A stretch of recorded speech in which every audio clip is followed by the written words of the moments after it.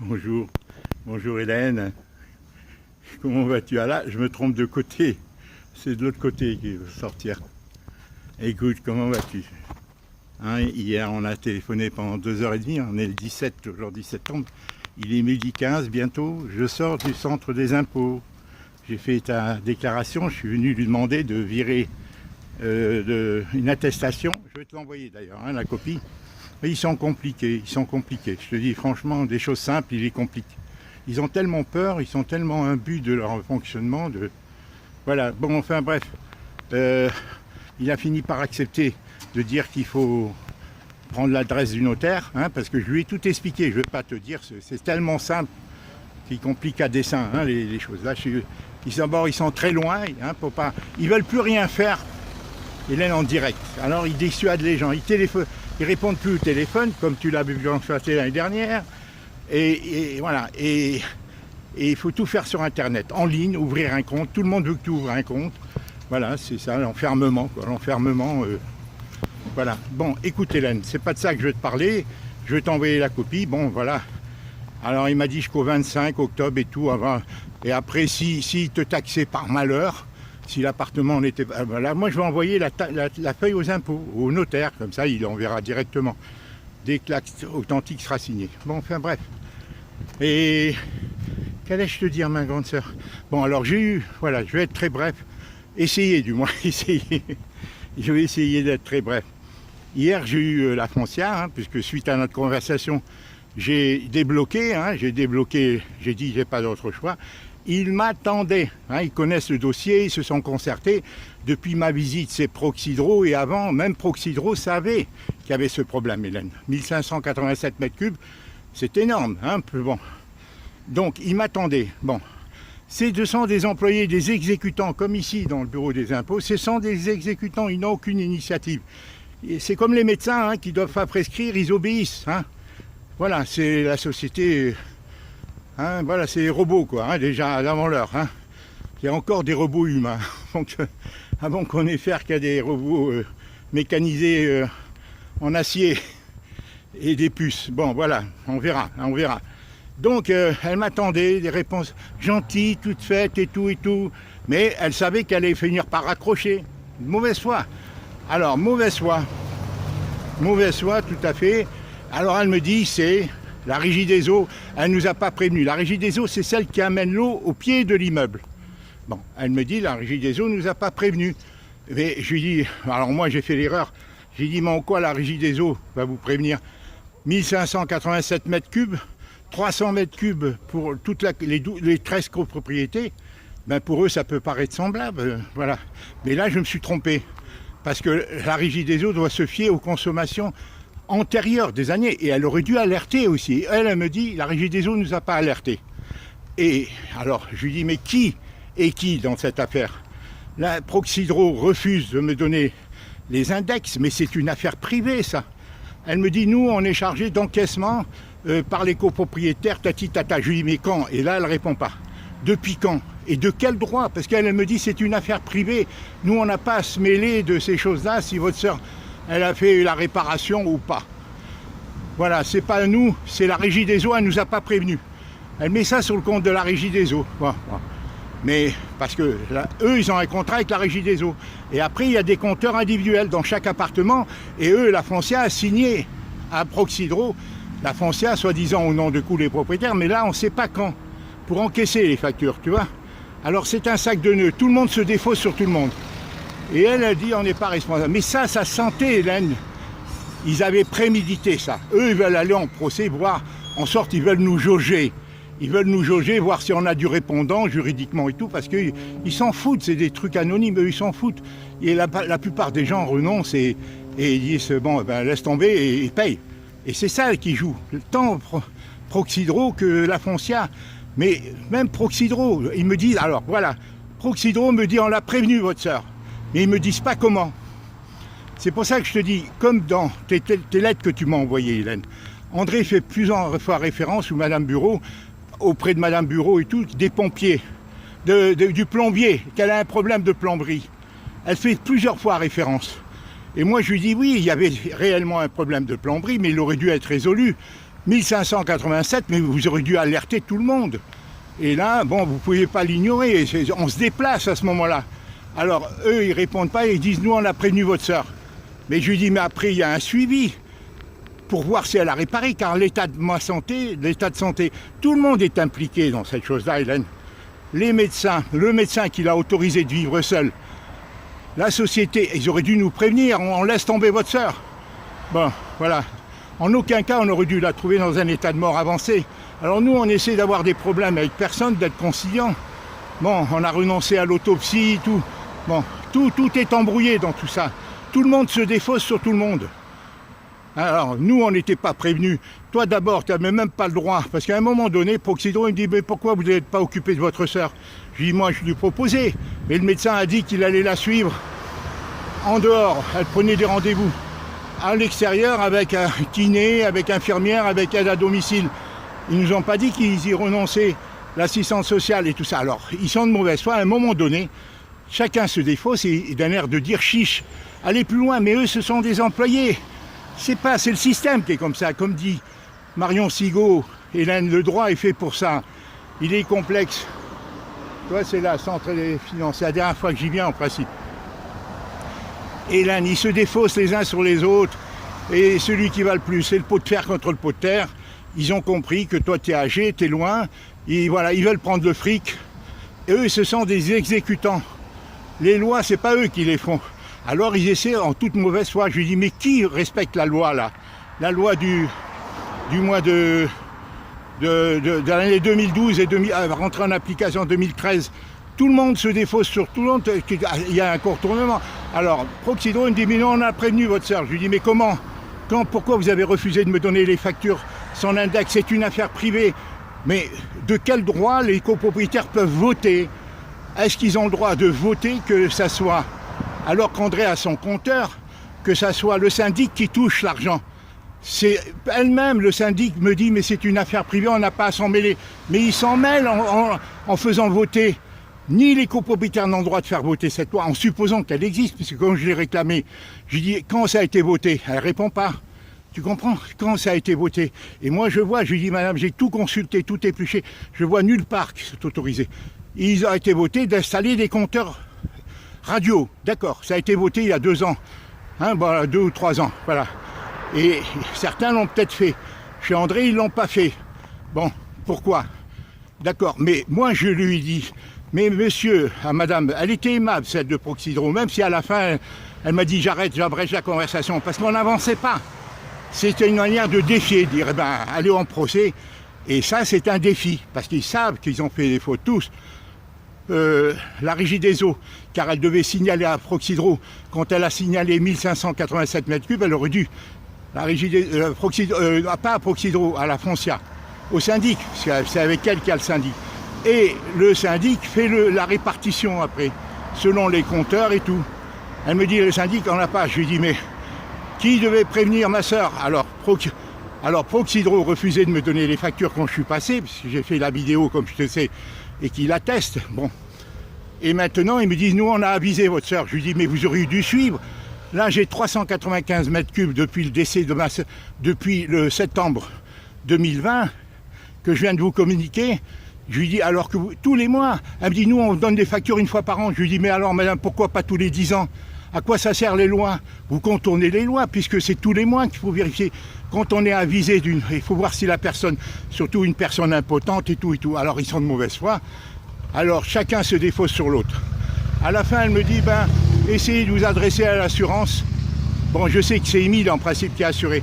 Mais Hélène, c'est faux. L'assurance, elle va dire, il y avait une fuite, c'est pas de notre fait, c'est pas un accident d'eau. C'est un acte de négligence de votre part. Ils se défaussent, tous vont se défausser les uns sur les autres. Tu comprends, Hélène? Tous vont se défausser les uns sur les autres. Voilà ce que je veux te dire. Alors, le problème, c'est Émile qui doit le résoudre. Émile, depuis toujours, il me dit, j'ai des avocats, même pour l'autopsie. Il m'a dit, on va faire une autopsie et tout. Il dit avec la bouche, mais il fait rien. Voilà, c'est Émile, s'il a vraiment des relations haut placées, comme il me l'a dit encore dernièrement, hein, il y a 7 mois, quand je lui ai annoncé la mort d'André, il me dit, j'ai un avocat, je connais ci, il connaît ça, il connaît tout le monde. Et là, bon, quand je lui parlais, je lui dis, écoute, c'est une affaire judiciaire. Il y a 6 000, 7 000 euros en jeu. Il n'y a pas de raison qu'on les perde. Ils abusent tous. Il suffit de trouver le bon avocat qui trouve les bons arguments. Et très vite, ça va être scellé. Voilà, parce qu'ils ont essayé effectivement de la faire payer aux copropriétaires. À ce propos, la page 2 dont tu me parlais, là, il y a écrit que 6 000 euros sont à partager.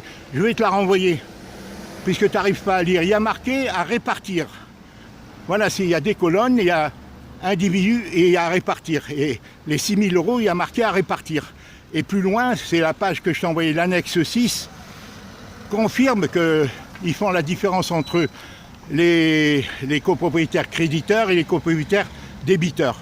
Et là, ils veulent partager. Et c'est ça pourquoi hein, la présidente du conseil syndical, c'est-à-dire qui représente les copropriétaires, quand elle est venue me tapoter à la porte, c'est qu'elle ne voulait pas signer. C'est ça qu'ils ne veulent pas.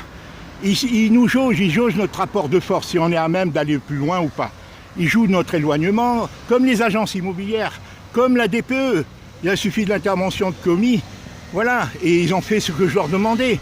Je leur avais fourni toutes les preuves. C'est eux qui m'avaient piégé en me disant on va vous marquer truc vierge, hein, DPE vierge. Moi, ils avaient la facture où il y avait une dizaine d'années de consommation d'engrais et il fallait l'établir. Ils auraient classé G comme ils l'ont fait. Je leur demandais rien d'autre, mais eux me l'ont présenté parce qu'eux connaissaient la loi. Depuis un an, depuis le décembre, ils la connaissaient cette loi. Donc ils ont dit ils vont revenir vers nous quand ils voudront vendre, alors qu'on n'était pas obligé, c'est ce que j'ai dit, de refaire un autre, d'après la loi, il est conseillé, mais on n'est pas, ça dépend de l'acheteur. Si l'acheteur renonce, il renonce. Mais on n'était pas obligé de refaire un autre DPE. Enfin, Komi a résolu le problème, et là, il n'y a que des embrouilles. Alors maintenant, je vais contacter Émile, je vais lui dire, voilà dans quel dilemme Hélène, elle doit payer. D'accord? Alors, où tu fais intervenir ton avocat? Il faut quelqu'un si tu as du piston, quelqu'un qui est dans les réseaux, hein, parce que lui, il est dedans. Alors, on verra s'il agit. Enfin, moi, je suis incapable. Toi, tu n'es pas incapable. Hein. Hélène, il faut faire ces textes. Il suffit d'un bon avocat qui trouve les arguments par rapport à tout ce que je te dis. Ou tout le monde. Alors, Hélène, voilà ce que je voulais te dire. Hein. Bon, j'ai d'autres choses que j'aurais à te dire. Si tu veux, tu me téléphones, Hélène. Tu me téléphones pendant 1 heure, j'ai des choses... 3/4 d'heure, 1 heure, pas plus, hein Hélène? Voilà, ce soir ou demain, et j'ai des choses à te dire, manque, je ne peux pas te confier. Je ne peux pas te le confier en vidéo. Hein, j'ai des choses importantes à te dire à propos de la Foncia et de Proxydro. Je ne peux pas te le confier. Si tu veux, quand tu veux, d'ici dimanche ou autre, tu me téléphones. Voilà. Moi, je vais te dire, Hélène, j'ai eu tellement d'affaires judiciaires, je t'ai déjà dit que je vomis, Hélène, ces affaires. C'est fait exprès, Hélène. 530 000, Hélène, lois et décrets dans le code pénal, le code civil, j'en sais rien. Hélène, c'est pour embrouiller les gens. Les avocats, ils sortent, ils utilisent la loi qu'ils veulent. Il y a tout et le contraire de tout. Ils font gagner ou perdre les gens. C'est pour ça que c'est autant tarabiscoté. On dit nul n'est censé ignorer le droit. C'est ce que développe Marion Sigaud, le journaliste qui a interviewé Marion Sigaud dans la dernière vidéo que je t'ai envoyée hier ou ce matin. Et Valérie Bugeaud, il faut l'écouter à partir de la 40e minute, il dit bien toutes ces choses-là.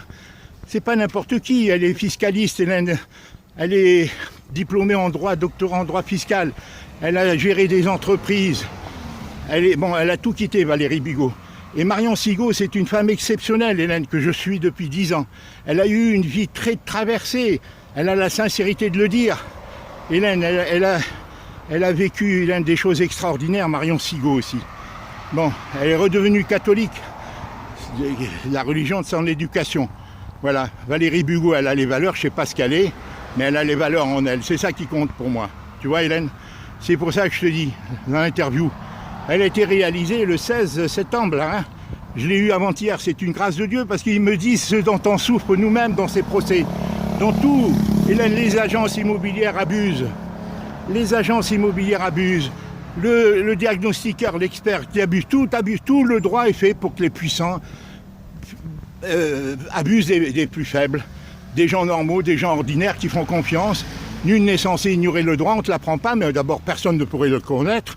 Il y a 32 choses, et chaque fois ils font un décret et tout, qui permet à ces puissants, quand ils abusent, d'invoquer tel décret, telle loi, pour obtenir, même commettre des injustices, si tu veux. Le droit n'a rien à voir avec la justice. Il n'a aucun rapport. Alors qu'on dit la justice, mais il n'a aucun rapport, puisque c'est des textes qui sont pondus, avec qui ne sont pas forcément logique, cohérent, rationnel. Tu comprends? Rien que pour permettre. Et elle l'explique très bien. Voilà ce que je voulais te dire. Alors voilà, moi je vais contacter Émile par WhatsApp, lui envoyer une audio. Je ne vais pas téléphoner. Hein. Je vais lui dire voilà la situation. Tu me disais tu me disais, Hélène, bon ben non, les papiers qui ont disparu. Rien. Alors, c'est peut-être la société qui a fait désinfecter l'appartement. La policière, pourquoi tous ces papiers? 4 caisses, Hélène. 50 cm sur 40 cm, 4 caisses l'ensemble forme 4 caisses. Sur 25 cm, tout, il n'y a pas un papier dedans. Qui a retiré tout ça alors que les vêtements étaient intacts? Des caisses perdues, des caisses fermées. Elle risquait rien, Hélène. Elle risquait rien. Pourquoi? Qui a jeté tout ça? Un peu sur les 4 albums, il n'y a que 10-15 photos. Alors c'est pourquoi? Alors qui a cassé les trucs des toilettes? Il y avait une fuite, Hélène. André le dit, il ne faut pas mentir dans ces cas-là. Je lui dis oui, il y avait une fuite, mais moi, madame, depuis que je suis là, je ferme le robinet, donc il n'y a pas de fuite. J'ai dépensé 30 mètres cubes maximum en 4-5 mois. Il est reconnu statistiquement, on dépense à peu près 80-100 mètres cubes pour une personne seule. Mais là, vous réclamez depuis septembre, quand vous allez présenter la facture? Pourquoi on a présenté la facture d'André qu'au mois de mai? Pourquoi en juin, ils veulent le faire partager à tous les copropriétaires? Et c'est là que la syndic est venue me voir, la dame. Elle a tapoté très fort à la porte. Hein, parce qu'elle me dit il y a des choses qui ne vont pas, parce qu'elle ne voulait pas signer, soi-disant. Alors j'ai dit à la foncière, mais pourquoi vous n'avez pas fait le rapport de cette assemblée? Oh, on me dit, je prends mon temps. Mais pourquoi non? Parce qu'ils attendaient de voir ma réaction, notre réaction, parce qu'ils ont dû, selon ce qu'on dit, on le fera payer ou voilà, parce qu'ils sont tous responsables, y compris cette présidente, hein, soi-disant du conseil syndical qui représente. Hein, elle ne veut pas signer, mais elle est responsable. Elle est responsable parce qu'elle connaît bien André, ils connaissaient tous André. Les assistantes sociales, tout ça, elles ne nous ont pas avisés, elles ont dit qu'elles allaient lui mettre un bracelet, Hélène. Alors elle me dit, mais pourquoi vous n'avez pas pris votre sœur, la dame de Proxydro, qui est aimable, en apparence aimable, et qui me dit, adressez-vous pour faire un dégrèvement à votre assureur. Mais l'assurance, il va dire, on n'a rien à voir dans ces choses-là, c'est pas un dégât des eaux. C'est un manque d'entretien, voilà. Ils vont se défausser. Émile, je lui en parlais, mais voilà. Tout le monde se défausse, ils te poussent vers des fausses pistes, alors qu'ils sont 3 responsables. Proxydro, la Foncia et la Régie des eaux, qui n'a pas prévenu la Foncia, d'après ce qu'elle me dit, alors qu'il y avait 1500 mètres cubes, alors que tous les autres copropriétaires, les 12 autres copropriétaires, on leur réclame que 300 mètres cubes, et pour André seul, 1500. Elle aurait dû alerter la Régie des eaux aurait dû dire mais c'est pas normal cette consommation. Moi c'est là que j'ai fait l'erreur. J'ai pensé par rapport à la moyenne 80 à 100, j'ai dit budget par 13, ça fait à peu près 1300, 1400. Donc ça n'a pas pu les aller. Alors que c'est pas vrai, les années précédentes, l'ensemble des copropriétaires ont dû dépenser 300, 400 maximum. Hein, mais donc ça aurait dû les alerter. Et la foncière me dit elle ne nous a pas alertés. Donc, et par contre, Proxydro me disent, mais alors ils ne veulent pas me dire comment. De quelle manière ils ont alerté André? Ils disent qu'ils ont la preuve qu'ils ont alerté, mais de quelle manière? Est-ce qu'ils lui ont fait signer quelque chose? Est-ce que si? Mais André est malade, elle est impotente, et les assistants, voilà, tu vois, je dis tout tient à Émile, à l'avocat. Ils sont tous responsables. Faut pas, Hélène, maintenant moi je peux pas, Hélène. Toi tu ne peux pas. Seul Émile, s'il a un avocat juriste pas corrompu, qui marche pas dans le système, comme certains médecins et tout ça, est-ce que ça existe? Parce que ça, c'est une mafia. C'est ce que dénonce Valérie Bugeaud. Moi, c'est ce que j'ai vécu pendant 20 ans avec la justice, les 4 procès ou 5 procès que j'ai eus. Voilà, tu as des droits, ils te les font perdre. Là où tu as des droits, ils te les cachent. Et là où tu n'as pas le droit, ils te font croire qu'il y en a pour te prendre ton fric. C'est te faire perdurer et te prendre ton fric selon ton état de richesse. C'est ce qu'ils ont fait, ton nouveau patron avec toi peut-être. Hein, ce que je pense, hein, Hélène, il t'a usé. D'accord? C'est ainsi, c'est tout le système, Hélène. Alors écoute bien toute la cassette, mais partie de la vidéo de l'entretien entre l'échange entre l'historienne Marion Sigaud et Valérie Bugeaud. Écoute bien, tout est intéressant, mais écoute, je te demande d'écouter entre la 40e et 50e minute. Écoute en plusieurs, ça dure 2 heures, mais écoute ma grande sœur. Je conseille à mes enfants aussi de l'écouter. Moi je l'ai écouté. Voilà, c'est des femmes vaillantes comme ça, des grandes personnes des gens courageux, Hélène. Il y a toujours le monde des gens francs-tireurs qui font avancer les causes. Hélène, c'est toujours des gens courageux, c'est pas le peuple est endormi. Le peuple, moi je le rends compte là encore aux impôts, là derrière moi.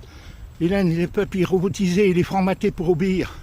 Et des gens qui résistent, qui pensent encore, qui ont cette force et cette probité d'être courageux, d'être un peu altruiste, eh ben on les diabolise. Voilà, c'est comme ça. Moi, c'est ce que j'ai vécu. Malheureusement, Colette est tombée dans le panneau, nos enfants tombent un peu dans le panneau parce qu'ils n'ont pas le choix. Tout s'est traqué, tout le monde, voilà, c'est l'individualisme. Ça a été formaté surtout depuis la guerre.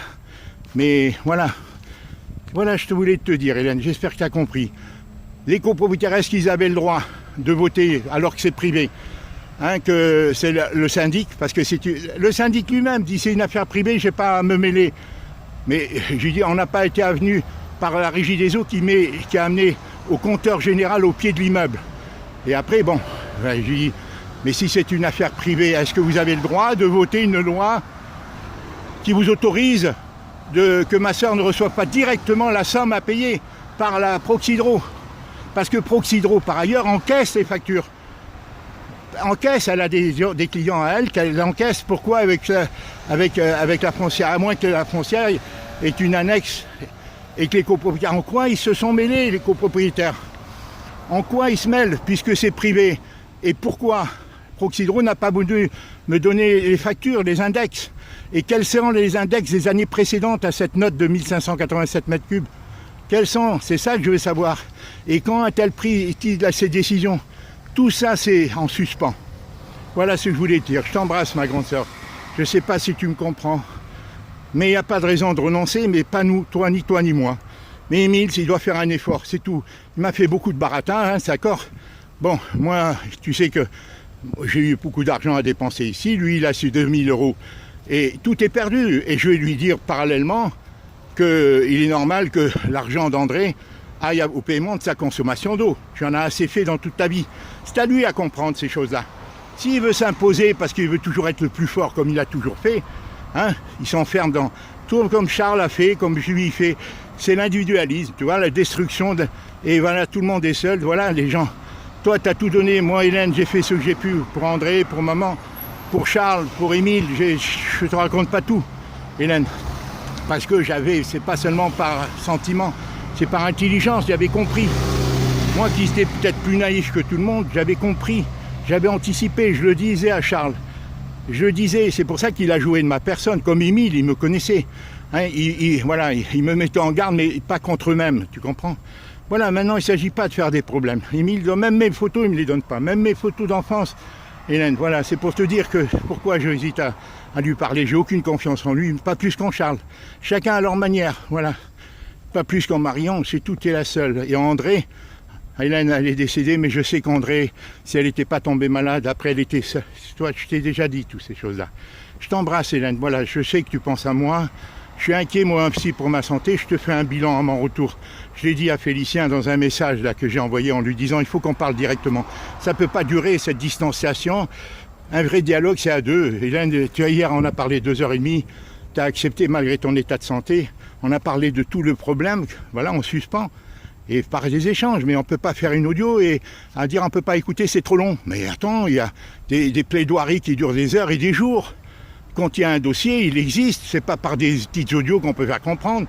Il faut qu'il y ait des échanges. Je veux dire, on nous enferme dans la solitude, quoi. Bientôt, on n'aura plus le droit de sortir, d'aller nous promener. Il y aura des serrures électroniques. Voilà. Ils vont nous ouvrir si on est sage. Ils nous donneront des bons points. Les animaux seront en liberté et nous, on va être enfermés. Voilà, c'est ça. Progressivement, on a tous une responsabilité individuelle. On a tous. Toi, tu la prends, moi, je la prends. Il faut que tout le monde la prenne, Hélène. Malgré toute ta fatigue, tes maladies, tes souffrances, Hélène, tu résistes. Voilà, et tu y cherches la vérité et tu cherches à lutter avec équité, d'accord? Et moi, je fais la même démarche que toi. C'est pour ça que c'est pas un hasard qu'on se soit retrouvés, Hélène, grâce à Marielle, par l'entremise de Marielle, c'est la providence. Hélène, ça a toujours été comme ça. Tu as été mon modèle, tu le sais. Tu le sais, voilà. Bon. Après, voilà, il fallait que tu vives ta vie, ma grande sœur. Moi, je l'avais compris. Charles, il a fait croire que j'étais... Non, pas du tout. Ni Charles ni André, je leur disais, laissez Hélène vivre sa vie, elle a assez donné, qu'elle sache qu'on l'aime pour elle-même. Je leur disais, quand tu nous envoyais des chèques et tout ça, Hélène, quand tu arrivais à Nouméa, je leur disais, c'est pour ça que Charles t'a fait croire que j'étais un emmerdeur. Rien du tout, j'ai accepté tout, il m'a maltraité. C'est pas pour parler de Charles. C'est pas, Hélène, je sais qu'il a eu une petite crise de vertige. D'ailleurs, il doit stresser. C'est un introverti, il est un peu comme Colette. Il n'exprime pas, mais il doit être déçu intérieurement. Si Jacqueline veut lui rendre un service, c'est de lui apprendre à être courageux, à assumer ses responsabilités, au lieu de refouler, de nier, comme il fait Émile. C'est le système. Hein. Ils ne veulent pas avouer qu'ils ont fait des erreurs, des fautes et tout ça. C'est l'orgueil, c'est tout ça. Hein. Voilà, ma grande sœur. Voilà ce que je voulais te dire. J'espère que tu m'as compris par rapport à ce dossier. Seul Émile, moi, je ne peux pas solliciter Kiomi, hein, parce que bon, elle ne veut pas se mouiller dans ce qui est légitime. Je ne peux pas solliciter son notaire, c'est une affaire indépendante du notaire, ça n'a rien à voir. Voilà, c'est un juriste, un avocat qui peut faire la synthèse de tous ces arguments. Moi, je vais te parler, Hélène, téléphone-moi, j'ai pendant 1 heure à te téléphoner. J'ai des choses à te dire, mais je ne peux pas le dire. Voilà, je ne peux pas le dire. Concernant la Foncia et Proxydro et notre échange téléphonique, hein, il y a des choses que je ne peux pas te dire pour des raisons de confidentialité. Hein. Voilà, au cas où ils intercepteraient, voilà, parce que c'est pour être stratège, si tu veux. Voilà, je t'embrasse, voilà le bus que je dois prendre. Ils sont perdus au fond de la terre, comme Proxydro, pour les retrouver. Et là, j'ai mis plus d'1 heure pour retrouver, là, aujourd'hui, comment me rendre. Voilà les bus. Voilà le bus 51 qui mène. Hélène, la dernière fois, j'ai mis 2 heures de marche. Parce qu'ils se cachent, Hélène. Tous ces bureaux se cachent parce qu'ils veulent tout qu'on résolve par Internet. Voilà, il n'y aura plus de contact physique. D'ailleurs, souvent, c'est des répondeurs, l'intelligence artificielle qui répond. Voilà, je t'embrasse. Maintenant, téléphone-moi quand tu veux, je t'expliquerai.